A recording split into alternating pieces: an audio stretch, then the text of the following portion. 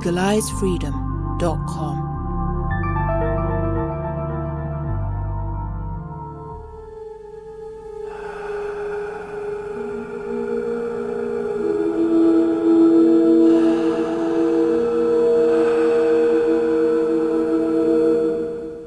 Fantastic, it really was. So he does so much research into his subjects. And Greg's also does the podcast legalizefreedom.com, which is incredibly popular, and you can all look that up. So the title is The Sound of the Stones, Archaeoacoustics and the Ancients. So please welcome Greg back. Thank you, thank you. Just before I go any further, I just want to make sure I'm going to be speaking from this position and that everyone's hearing me okay. If not, raise your hands. Okay, that was one person. I think we'll go ahead with that. I'll just wait for the rest of the lights to be out. Thank you, Neil. Okay, good morning, everyone. Nice to see, well, no longer see so many of you here. This morning, I hope you've been enjoying the rest of the weekend so far. So, as Neil mentioned, the title of my talk is The Sound of the Stones, Archaeoacoustics and the Ancients. That's who I am, and this is where you are. So, and as Neil also mentioned, that's my website. Everything I do, that's a hub for it all there in one place. So, a couple of little brief definitions just to get us started. Archaeoacoustics itself, as you can see, is a subfield of archaeology and acoustics, which studies the relationship between people and sound throughout history. I will just say at this juncture, I am not an archaeologist, and this is not a hardcore archaeology talk.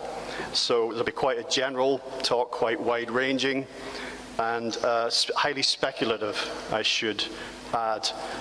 One more definition, psychoacoustics kind of does what it says on the tin, the scientific study of the perception of sound by the human auditory system, including noise, speech, and music. Throughout the talk, I'm going to bring up a couple of slides with some ideas, concepts, things to bear in mind as background to all of this, things to consider when processing the ideas I'll be presenting. So, a quote I really like from the late, great John Michel. We all live within the ruins of an ancient structure whose vast size has hitherto rendered it invisible. The entire surface of the earth is marked with the traces of a gigantic work of prehistoric engineering. That from his book, The View Over Atlantis. Now, what he's referring to there is the global network of megalithic and prehistoric sites and the energetic and other connections thereof. Nikola Tesla, if you want to find the secrets of the universe, think in terms of energy, frequency, and vibration. And a sort of disclaimer here. What we attempt to do in the modern age is explain all phenomena within the context of existing knowledge. Basically, whether it's natural, supernatural, any kind of unexplained thing, material, non-material, particularly the past, our ancestors and the things that they did, who they were, what they created, if it doesn't fit within the narrow confines of a contemporary paradigm, we tend to dismiss that altogether. Rather than expanding our own paradigm or perhaps looking at the rules under which we labor, we just dismiss it. And also there's this scientific thing of the modern age, the idea that we can in fact explain everything. Science tells us that everything has an explanation, a rational explanation, and if it doesn't exist. But it's just modern hubris, really, the idea that everything can be explained, if not now, then in time. One thing that modern science does is give a name to something in lieu of explaining it. Good example, dark matter, dark energy.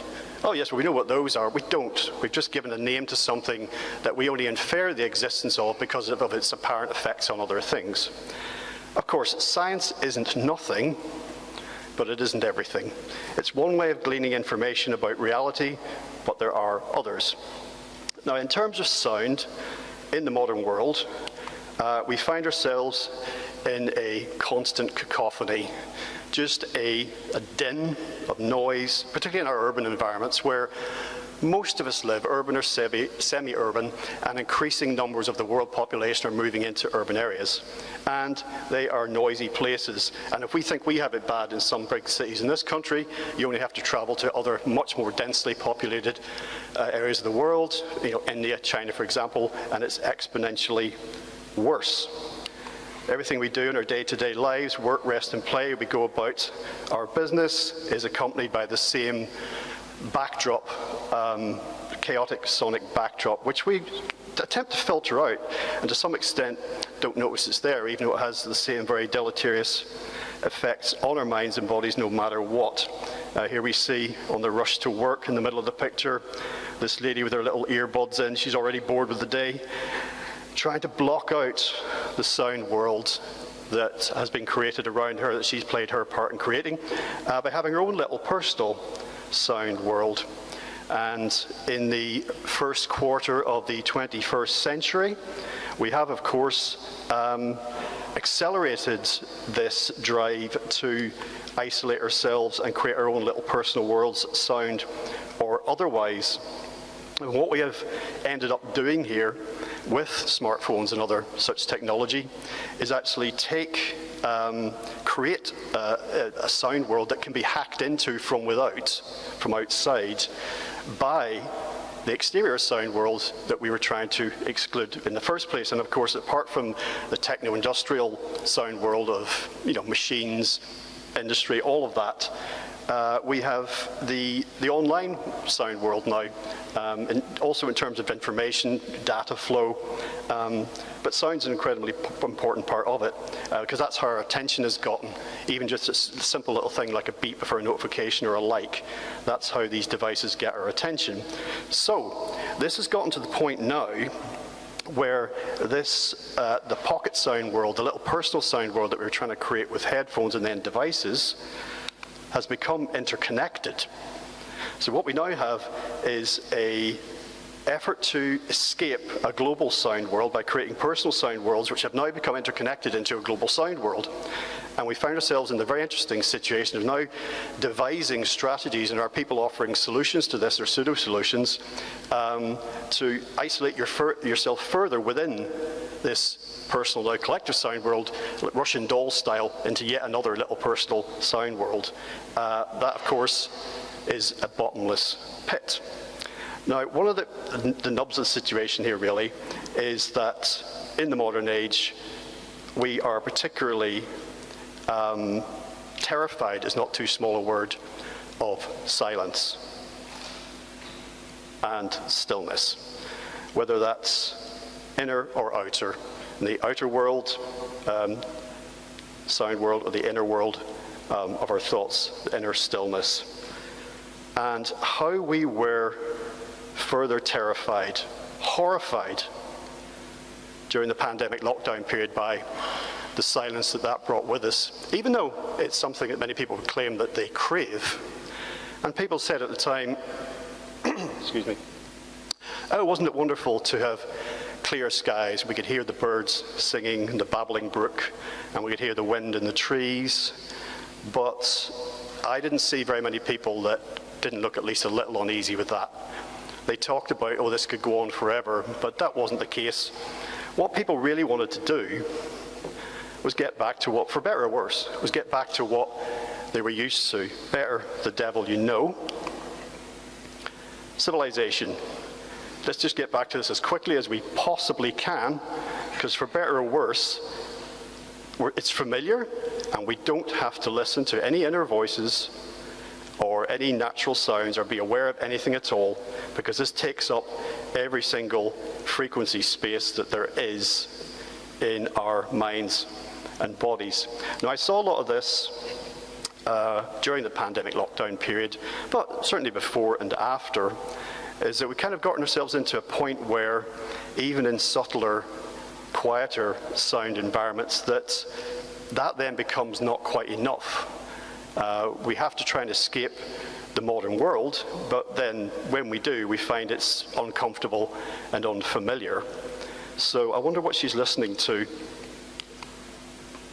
So this is not a new trend by any means, and of course there's now websites that you can find where you can stream and mix all sorts of nature sounds, wind, waves, streams, thunder, you name it. And this is a strangely circular situation, a bit like the situation I described with digging deeper into that rabbit hole of sound, of trying to get away, rather than taking away from a situation, adding to something in order to try and subtract. But all of this indicates something that won't be news to any of you, but it's something that collectively we don't really acknowledge. And it's that we have this unfulfilled, unspoken, unarticulated kind of yearning for something real, but we're so distant, we're so cut off from certain aspects of our being that we just don't know what that is anymore. And of course, we're fed alternatives, we're fed solutions. I do remember during the, once again, during the pandemic lockdown, when travel largely was prohibited, and for quite a while, people weren't sure what direction that was going to go in. And I do remember a lot of talk about, well, virtual reality was the incoming thing at the time, virtual reality headsets. Not only will you not need to travel around the world in future thanks to VR technology, you can go to all these exotic spots in the globe from the comfort of your armchair. Not only would you not need to, you won't want to, because the virtual reality experience will be augmented. It will be better than the real thing, by the way, which most people have never experienced.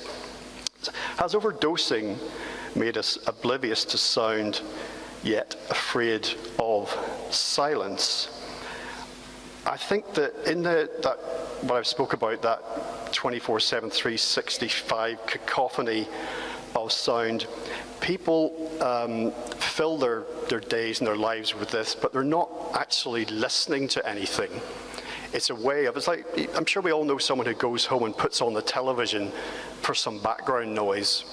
But for the most part, we're not listening, we're not actually hearing anything. Ask people what they've listened to, in their earbuds for the last day or however long it is. They may not be able to tell you or articulate it in any meaningful way. And we find ourselves, again, in a curious paradoxical situation where we can't stand the noise, but we can't stand the silence. We can't stand the silence, but we can't stand the noise. So we really dug ourselves into a pit on that front. I'm reminded of John Berman's 1981 film Excalibur, in which Merlin the magician is tutoring the young Arthur, mentoring him, and at one point he takes Arthur into the forest at night, and Arthur can hear the bugs and badgers and beetles and beasties crawling around, and it's an experience he's never really had before, and he's like, oh my God, what's that? And Merlin says to him, what are you afraid of? Rest in the arms of the dragon. I don't think that's an experience that Arthur and Merlin could really have now, and certainly the very idea of it, of there being nothing but the sound of the forest, is an unreality to the vast majority of the human species. I'm going to jump into a couple of slides now, introducing, as I mentioned earlier, overarching ideas to keep in mind that kind of inform this whole kind of thought experiment. One is the idea that ancient civilizations, again, not at all unfamiliar to most of you, that ancient civilizations were capable of great feats of architecture, engineering, artworks, all sorts of things that we cannot explain and perhaps do not even acknowledge. Author Graham Hancock has been a popular exponent of this basic concept. And another idea is the idea that this American author Michael Cremo, two main ideas of his. The first being in his book Forbidden Archaeology, that the human timeline extends back much, much longer than is popularly accepted or could even be considered, potentially into millions of years. And that has great relevance for the ideas that I'm talking about. In his other book, Human Devolution, the central idea is that we as beings have devolved from a higher non-material state down into dense, crude matter, which is how we find ourselves here today. But there's a purpose for this. There's a purpose for this, an evolutionary purpose. One other key idea, popularized by Immanuel Velikovsky back in the 1950s and 60s, is that at one point, at more than one point in ancient history on the Earth, some kind of global cataclysm has brought life on Earth to the brink of extinction. Before humans arrived here, evolved here, however that happened, but subsequently, and this is an idea, people will accept, the concept of the extinction of the dinosaurs, impact from beyond the Earth. That's not controversial. The idea that could have happened to the human race and had an immense impact on our future development is resisted greatly. But I actually think, and I'll come back to this, that one of the reasons why we may appear so dysfunctional right now as a species is that we are harboring some kind of species trauma from the distant past. Something terrible happened a very long time ago, and we never got therapy. From the point of view of astronomy, there is the idea that at one point the Earth was considerably closer to the Sun than it is today, and that it may in fact have had one or more quite radically different orbits around the Sun in the distant past than now. Of course, the idea that at one point, which is clearly true, the Moon was much closer to the Earth than it is now. The Moon is gradually moving away from the Earth very, very slowly, but given the Moon's immense importance in the development of life on Earth and the stability of the planet, that's bound to have an effect, had an effect in the past and will have an effect going forward. Another idea, from about 300 to 200 million years ago, the continent we now know as North America was contiguous with Africa, South America, and Europe. They all existed as a single continent called Pangaea. Conventional science, geology, tells us that this broke apart due to plate tectonics. Different plates of the Earth's crust began to move and shift, and this broke up the supercontinent over a very long period of time into the world that we see now, and that this sort of movement continues, but at a rate so slow we don't perceive it. It's almost meaningless to us. There is another theory to account for this, or which seeks to account for this, and that's the idea that when Pangaea existed, the Earth was actually much smaller, and that the supercontinent broke up as the Earth began to increase in size, accruing material from outside or potentially generating it from within. How could any of that happen? Don't ask me. I'm not an expert, but the idea exists nonetheless. It's expansion tectonics is a name given to it. That's just one website at which you can explore these ideas. Now, if that was the case, if Earth was much smaller in the past, then gravity may have been different, lower in the way that it is on our Moon. So could that have allowed for much larger life forms? A lot of people say that, I know you're wondering what this has to do with sound, we're getting there. A lot of people say that the dinosaurs as they were don't make biological sense in the world that we live in now, for example, that their bone structure and everything else balanced against their sheer size and weight would mean that they would just collapse under their own weight.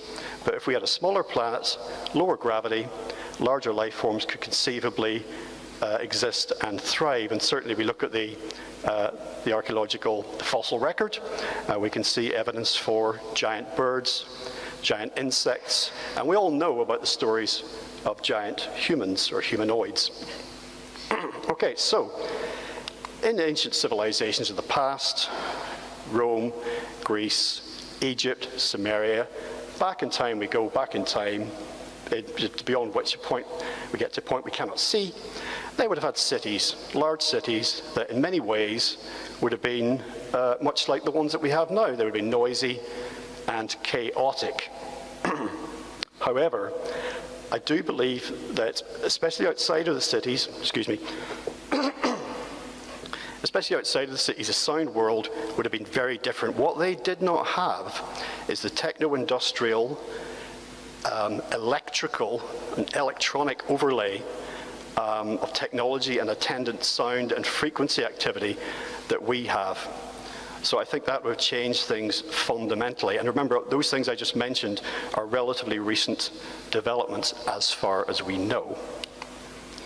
So approaching some of these sites, whether they're megalithic, the pyramids, any of them, I think things would have appeared, would have sounded very, very different. And remember that when a lot of these sites were built, I mean, we see stone circles now right next to motorways and whatnot. And the pyramids, I mean, I've never visited the pyramids at Giza, but I've seen photographs of like how closely the urban areas built up against them. That would not have been the case in the past. So these places would have been built in quite isolated locations deliberately.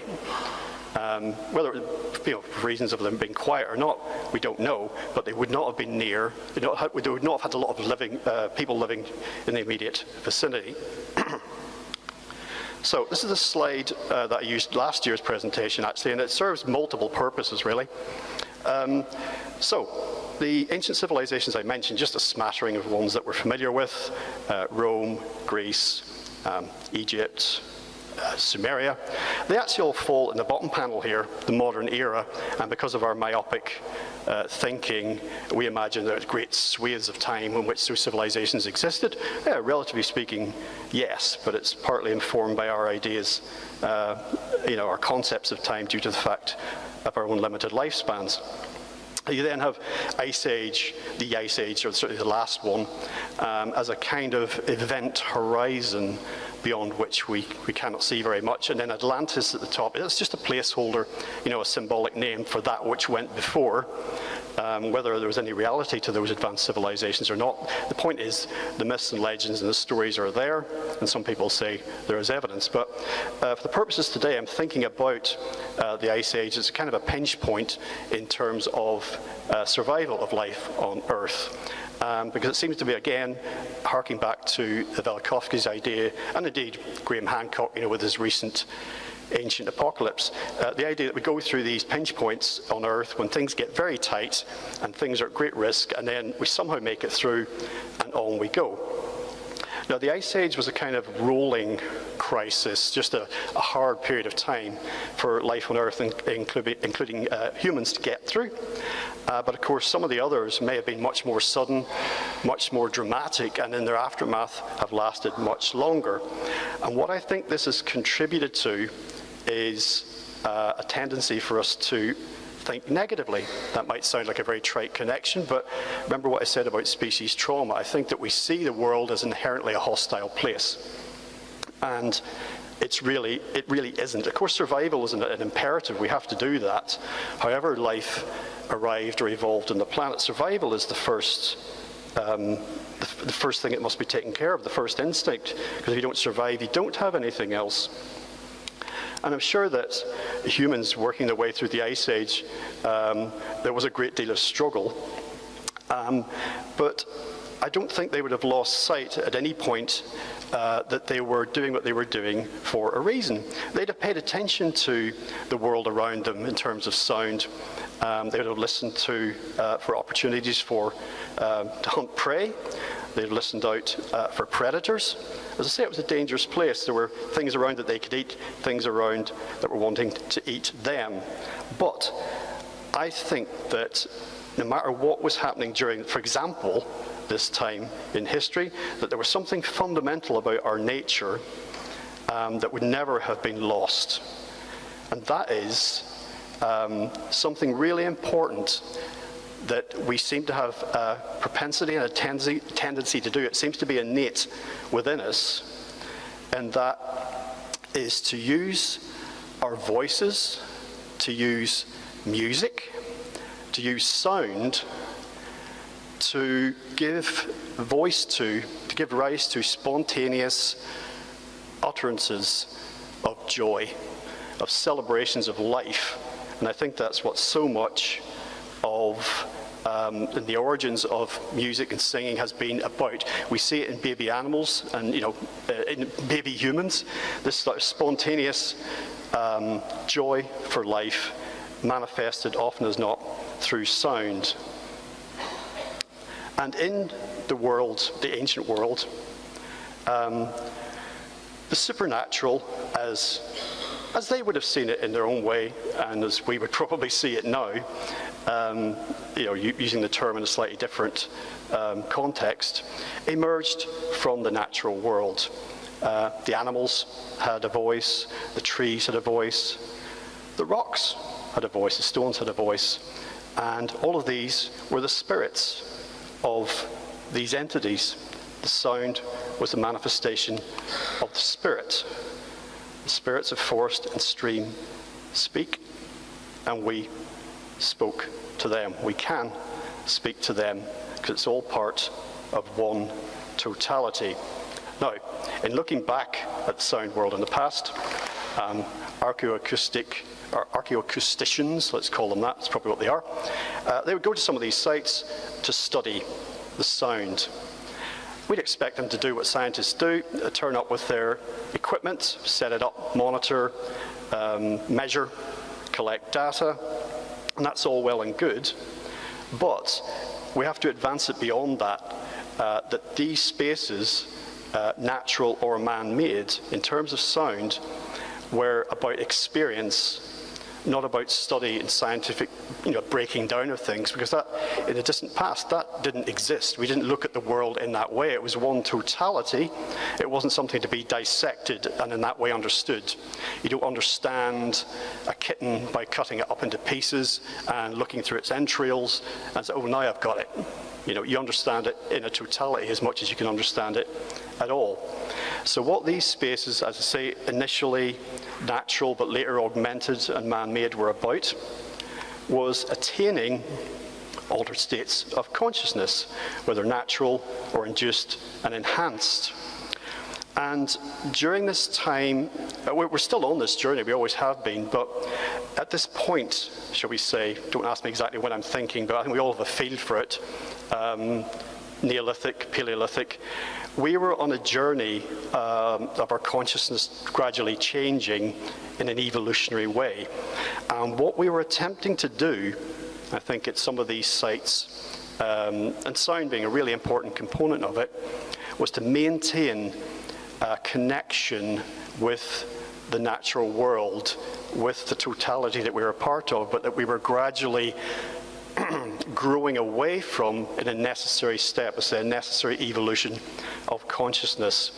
And it was really important to maintain that connection and communion in the same way that you might maintain a connection with your family or your parents if you leave home.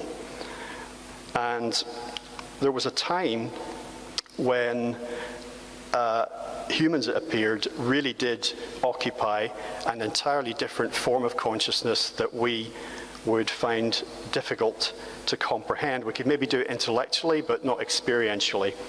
And the ancients, at a certain point in time, would have had a dreamlike apprehension of reality. So if you ever woken from a dream, thinking like, oh, that was amazing, that was incredible, it was disturbing, whatever it was, but how you move in that dream, how you interact, how events unfold, the way things connect and shift and move, and everything appears to be interconnected in one, and laws of physics, for example, don't apply. I think that would have been, to describe it in a crude fashion, perhaps how some of the ancient humans literally apprehended reality. Everything was seen as an energetic totality, one system, and consciousness then, in terms of humanity, was much more collective. It wasn't so much the idea of I, me, and you, and they. It was we. Now, the first time I was introduced to the idea of this radical shift in consciousness and what it meant for us was through Julian Jaynes' book from the early 80s. You can see it here, The Origin of Consciousness and the Breakdown of the Bicameral Mind. And this was as I say, a fundamental shift in how we are in the world, and it has been damaging in some ways, and I think that we perhaps have gone rather too far from it. I'd recommend the work of Dr. Ian McGilchrist in this respect, in terms of a more contemporary analysis of this. But I think we've perhaps gone too far, and that's something that we're dealing with now, or not dealing with, but we need to get the reins on if this isn't to end. It's just like a dream, you know. Suddenly we woke up in this, shortly we'll be back somewhere else. But while we're here is to keep connection with those who came before us, because not only do we need to hold on to that knowledge, again, it's knowledge which a lot of people now consider completely unimportant, irrelevant, and nonsense, but if they're outside the narrow rule set that we live under, then those who came before us have access to everything, the past, present, and the future. And I think the ancients understood this. Imagine having your voice, hearing your voice spoken back in one of these places, initially naturally occurring sound stages, and not understanding what was happening, because you don't have the rules of echoes and reverberation and resonance. And then over time, we discovered more of these places. Oh, there's a place in the woods, and this happens, and then there's a place in the mountains, and this happens. And we would begin then to say, well, can we make somewhere like that? You know, this is the beginning of the idea of like temples, I suppose, sacred spaces. And initially you augment the natural space, and then you begin to not learn the rules, but you begin to observe what's happening, and you learn from experiencing the spaces how you can harness that for your own purposes. What we learned from numinous experiences, particularly involving sound in caves, it was such important spaces for the ancients. We carried forward into developing our own sound spaces, sacred spaces, in coves, which would later inform the development of our own amphitheaters. These natural amphitheaters did. And in time, it was a case of build it and they will come. So we have observed, we have listened to the spirits, we've heard God speak to us in these places. We've brought things to these places, and the gods have come more, they've spoken more often, they've spoken more loudly to us, they've spoken in more meaningful ways. Make the space, and the spirits will speak to us. And I think this indicates something about our propensity as a species to do something very fundamental, and that's to observe nature, imitate nature, and improve upon nature. Now, a lot of people are going to take exception with that, but if it's particularly in a modern context, but if we have devolved from a higher non-material state into a denser material state, then there is a purpose for that. There is an evolutionary purpose for that, I believe, and I'm not alone in that. We are the universe, you want to say God, becoming aware of itself, possibly for the first time. And in doing that, we are creating like the creators we are. So it's not a popular thing to say in a modern context because of how that's played out, say since the industrial and scientific revolutions, but that's what I think is at the root of all this.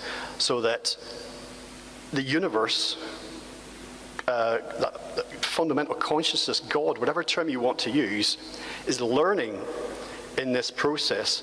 Now, the modern iteration of this, I think we see in transhumanism, post-humanism, AI, all of that.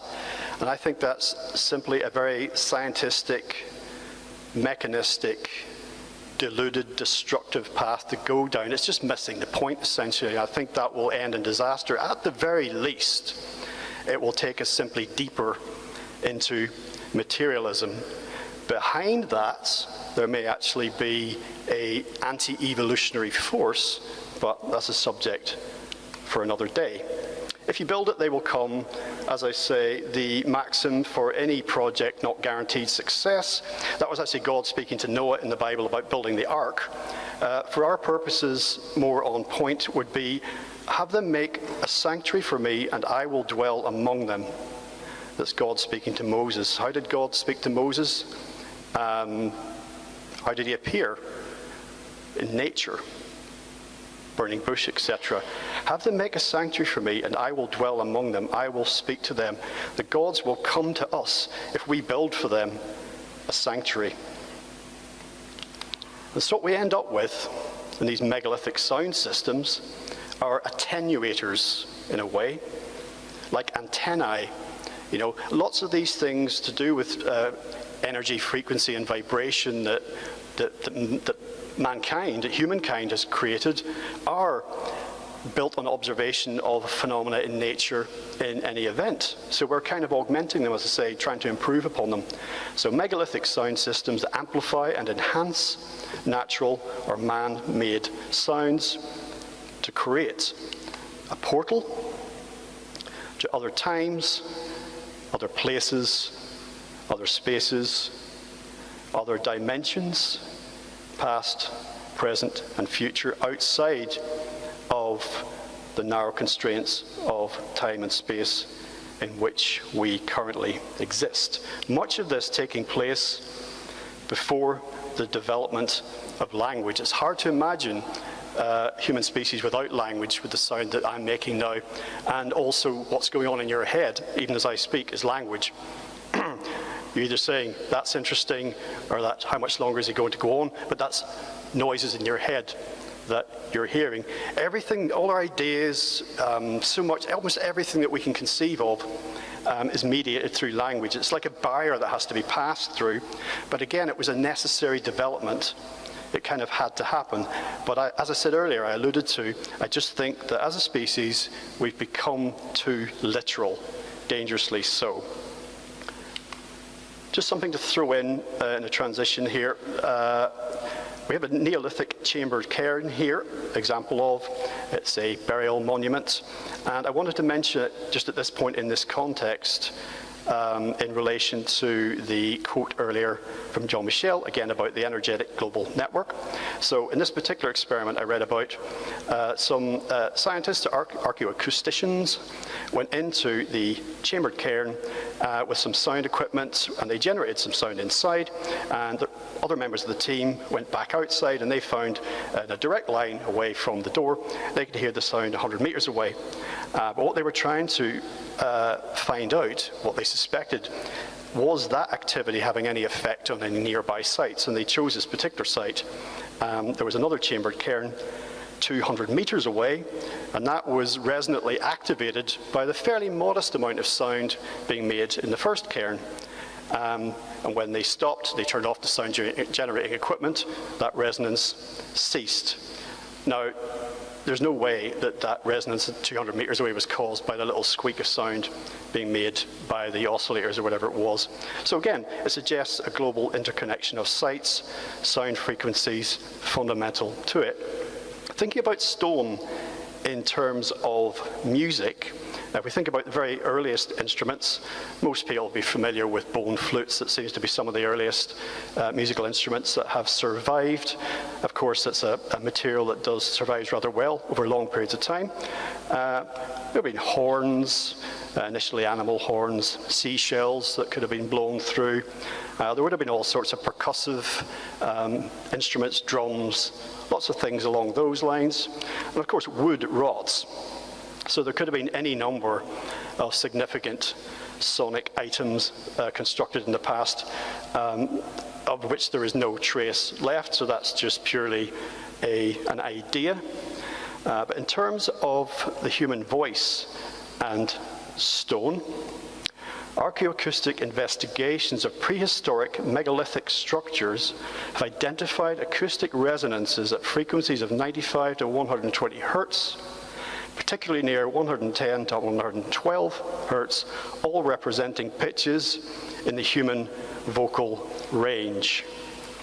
So this would have been observed originally, say, in natural spaces, and then attuned, improved upon, and built into the man-made structures all over the world. Even today, this is a site in the US, I think it might even be a park called Ringing Rocks.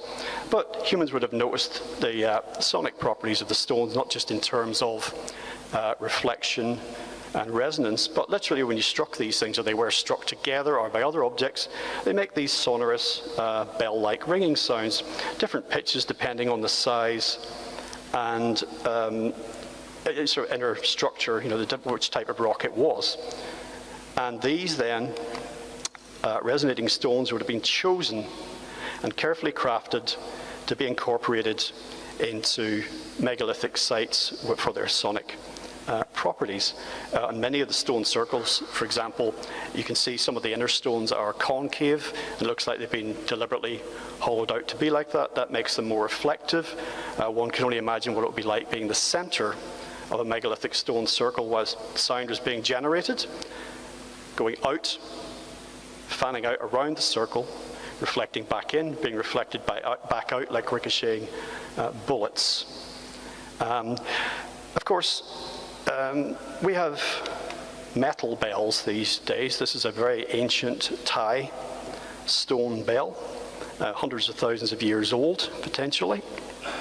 And today, we get rocks like this, we break them up, we extract the ore, we smelt that to form metals, we combine them to form alloys, and we cast them into bells. All fine and good, but we have a bell already made to go in the form of that particular and many others like it, a piece of stone. Now back into the caves, another really interesting thing, which I only discovered recently, is that we see some stalactites suspended here from the roof of this cave. And no surprise to find out, these being different lengths, different circumferences. There's evidence that these were played a bit like a xylophone. There's cave paintings and markings indicating that these were a significant part of rituals and ceremonies. And later, these would have been harnessed in, sort of this stone makes this sound, this one makes this sound. So we will remove them, reorganize them, and into something possibly a lot like this. This is a modern example of a lithophone. Stones crafted, shaped to sound different notes. These ones probably in a modern scale that our ears would understand. And when I was putting this together, I was reminded of something I read, and some of you may be familiar with it. It's just an expression at first, and the moon rang like a bell. And I thought, what was that? Where did I hear about the moon ringing like a bell? So I thought I'd look into it. And what it was is that between 1969 and 1977, the Apollo moon missions, amongst many other things that they did, they were conducting seismic research on the moon to try and discover more about its inner structure.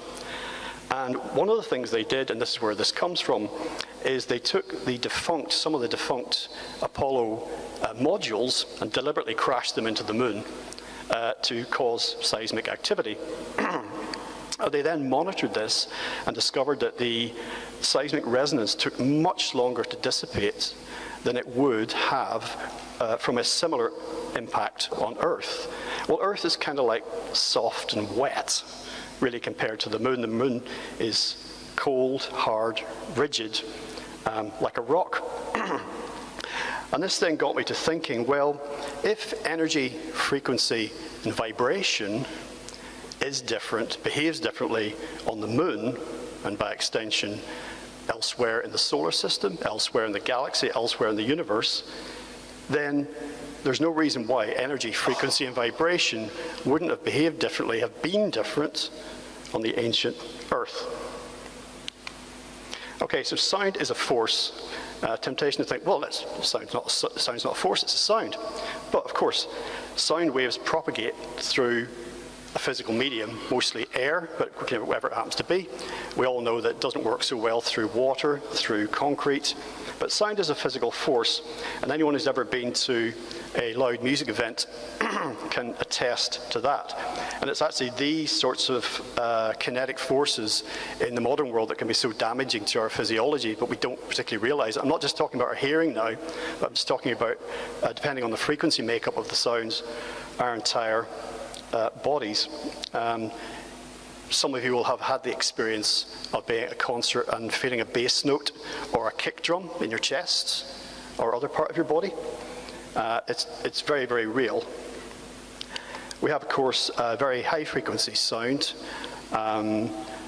Breaking glass, again, that's something that happens. It's sound impacting physical matter. Ultrasonic sound and infrasonic sound being the corollaries for ultraviolet light, high frequency light, above normal human perception. Same with ultrasound. Infrasonic being like infrared, below the normal perceivable human range. Anyone like to hazard a guess at what that is? Yes, sonic weapon developed by the military. So sound can be used for good or ill.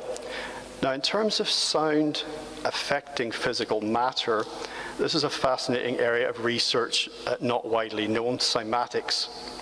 And just in this illustration, without even giving you a definition just yet, what we're looking at here, you see it from the little bubble, is some form of liquid or semi-liquid material.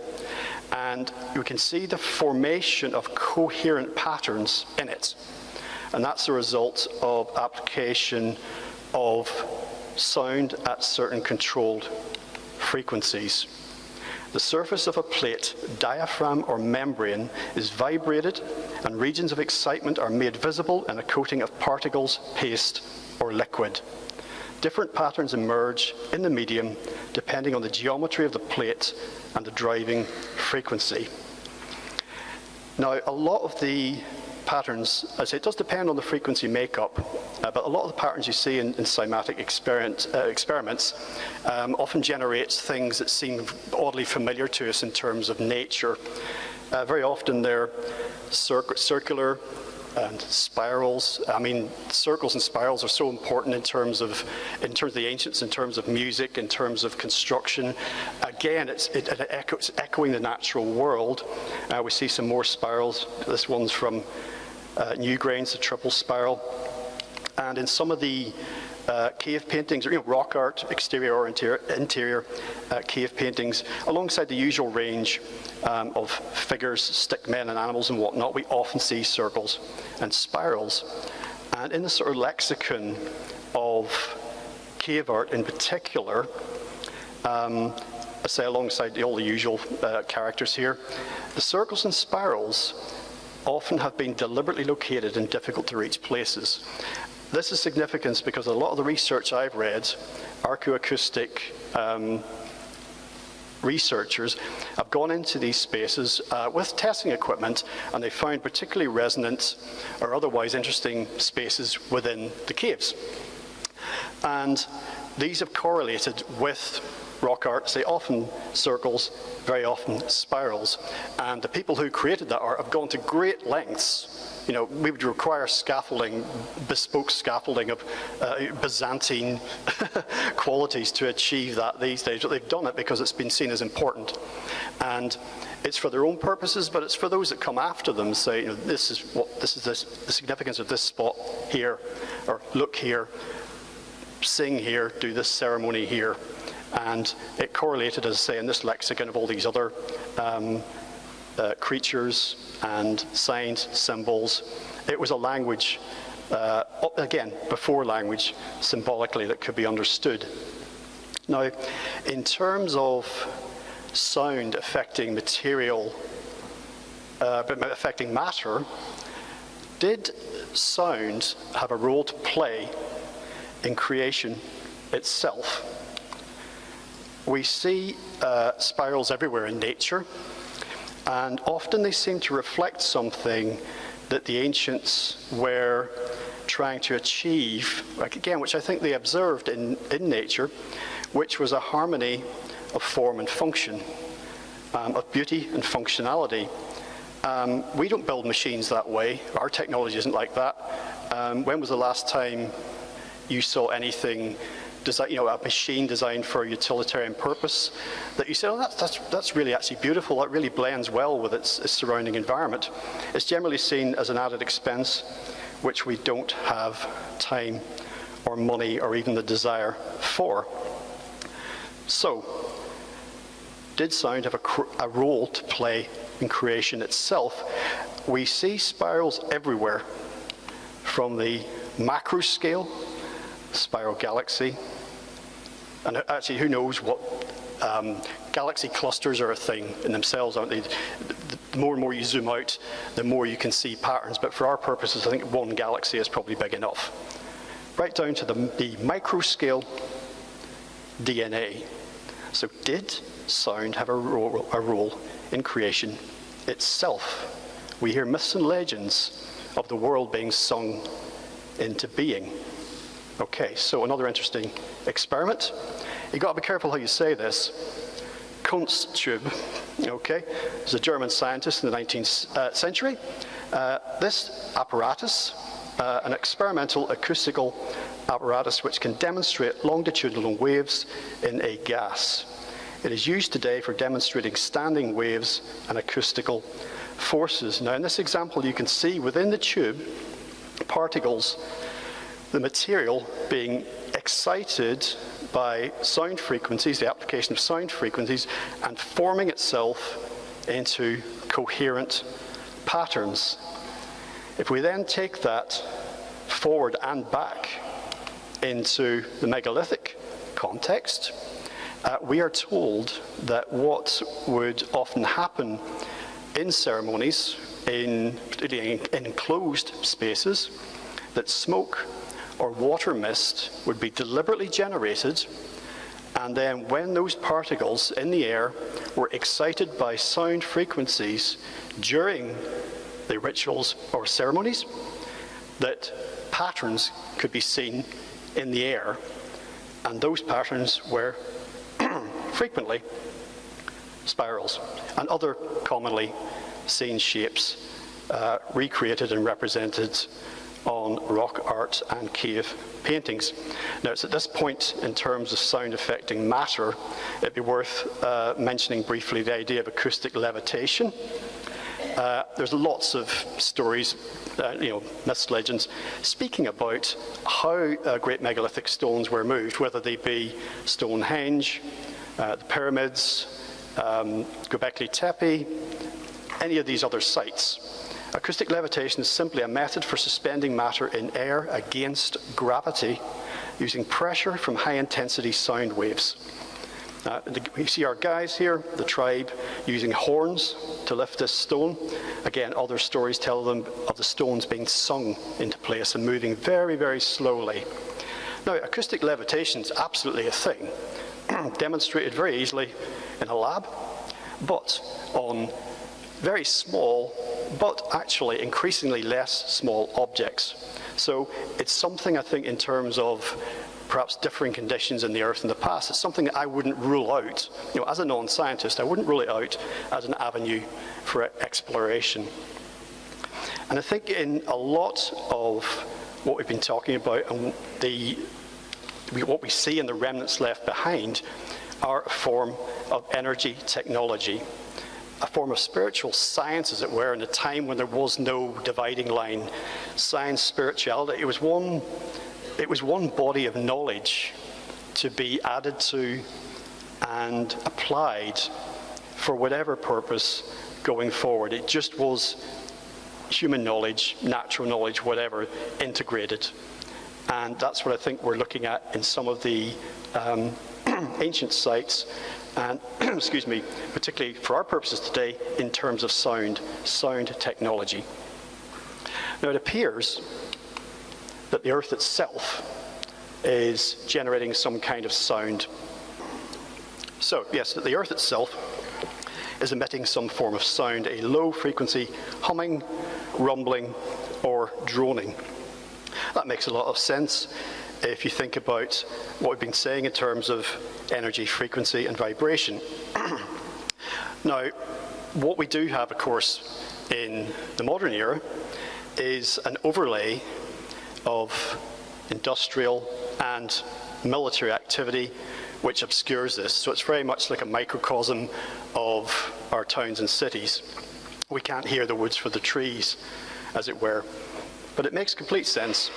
If you strip away the modern techno-industrial, electrical and electronic overlay, sound overlay, that we would then be able to experience, even if in an infrasonic manner, as it were, the sound of the earth itself.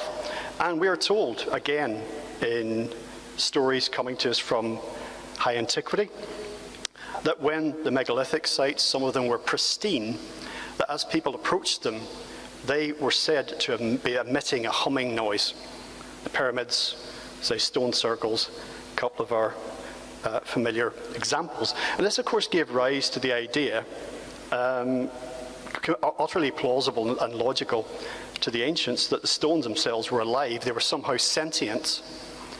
And that's something that has come up in many areas of megalithic research. People have spoken about feeling the energy of them. Well, absent our scientific overlay, a modern scientific overlay, imagine how you would relate to experiencing something like that. You know, hearing a rock humming, or getting electric shock from a rock, or hearing, you know, a wood glade speak to you without having that preconception about what that is. So the idea of the stones being sentient, very, very prevalent. And I think all of this, in terms of low frequency in particular, seems to have informed our ritual and ceremonial activity on this front. So what comes up again and again, whether it's drumming, singing, dancing, you name it, is rhythm, repetition, drone in ritual and ceremonial fashion. Trance-like states, altered states of consciousness. A lot of it seems to be about this. Repetition, rhythmic repetition, and drone, and low frequencies. And I think that's significant. Now, there's another, can you guess what it is? I don't think anyone's going to get this. I'll be impressed if you do. What are we looking at?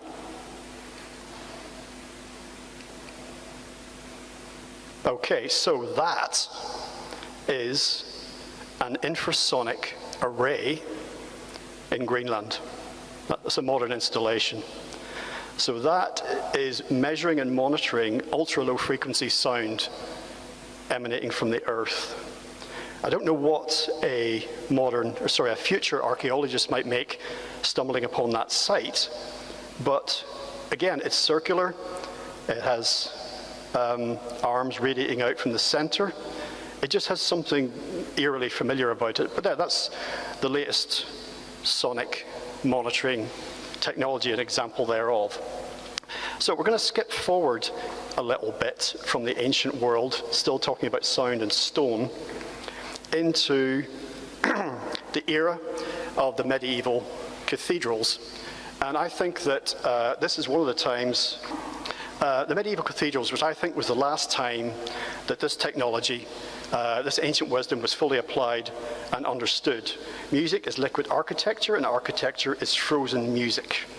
And I think certainly when you look at, this is just almost like a CGI of a Gothic cathedral, but there's something about it that seemed to suggest exactly what von Goethe was saying.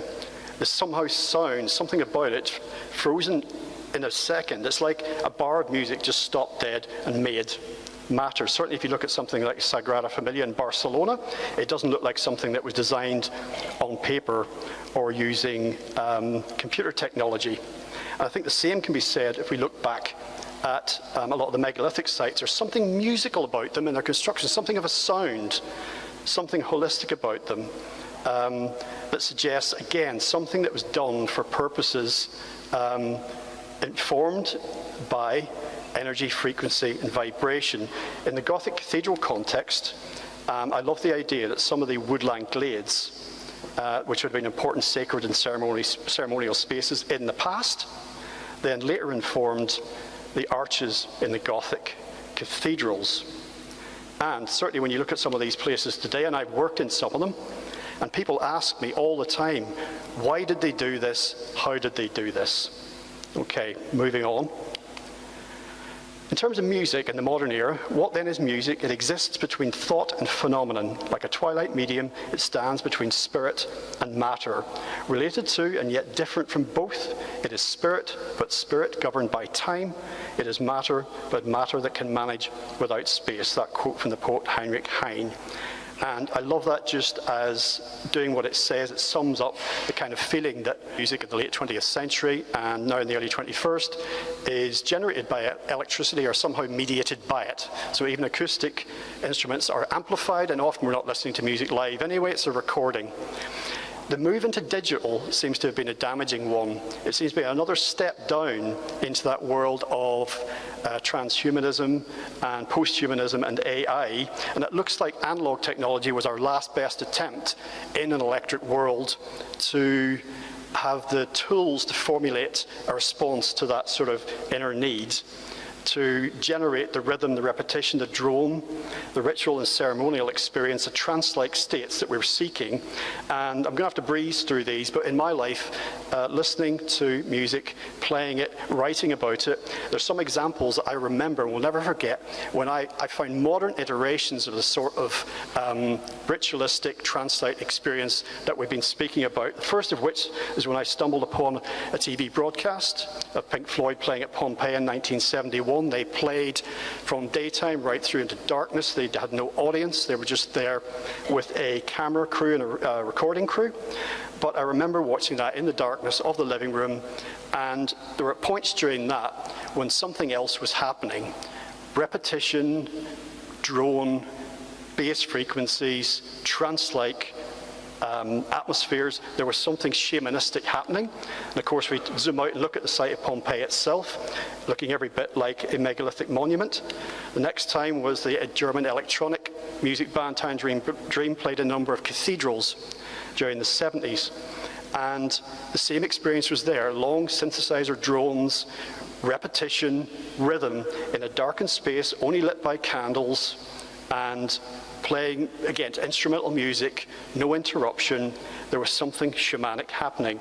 Many of you will remember the days when festivals were allowed to take place near megalithic sites, the most famous in this country being Stonehenge. This is just one album by the space rock band Hawkwind. They knew exactly what they were doing, and they said what they were doing.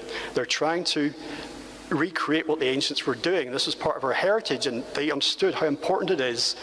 Look how much they wrote about technology and where we're headed, how important it is to try and regain that connection with those who came before us, to not lose that connection, otherwise we will truly be lost. American ambient musician Robert Rich, catch up with him. First piece I ever heard from him was called Cave Paintings. That was very significant. This stuff transcends genre. Fields and Nephilim, 80s Gothic rock band. In their name, you've got fields, electromagnetic fields, sonic fields. The Nephilim, you've got a connection to the giants of old. I interviewed frontman Carl McCoy once many years ago and told him about an experience I had at one of their concerts about, at a certain point, with the rhythm, the repetition, and the bass drone, I felt I'd lost connection with my body and I couldn't feel the weight of my body on the ground. And he said, mate, it's modern shamanism. Ambient Church, there's some guys over in the US doing what it says on the tin, check them out. American drone metal band, Sun O. This is the most recent one. I've never experienced anything as visceral as this, to the point of being almost unpleasant for some people. Some people left the room. It's so loud, it's so sonorous, the building itself is moving. The reason I like this picture, look at the way these guys are dressed. Am I the only one who sees those amplifier stacks and sees a megalithic circle? So we have to move quickly now just to our conclusion. Apologies for that. So, where do we find ourselves mired at the moment? Surrounded by sonic smog, frequency, fog, 24/7, 365. As for our sacred sites, what's left of them, how do we treat them? Well, we build fences around them, visitor centres next to them, lots of concrete, car parks, coach tours, flight paths fly overhead. bottom right, yes, folks, you're not mistaken. You can get a helicopter tour of Stonehenge at about 250 quid, I think. Now, if you at all pay attention to what you eat, what you drink, what you watch, and what you read, then I would encourage you, I'm sure most of you do, but tell your friends, think about what you listen to.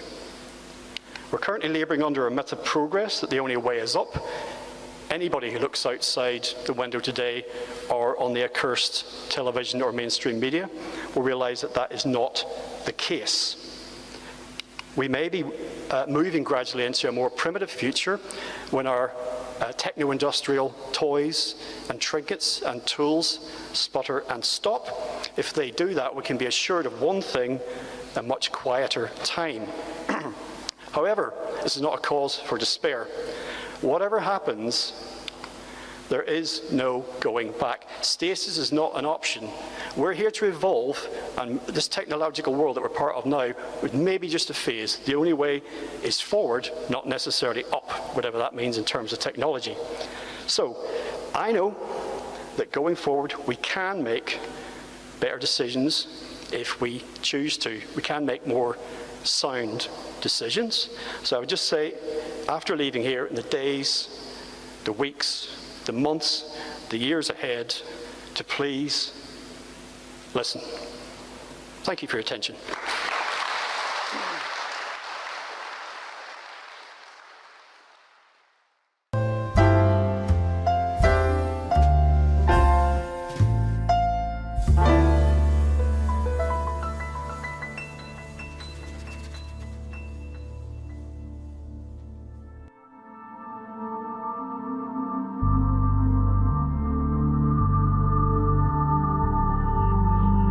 LegalizeFreedom.com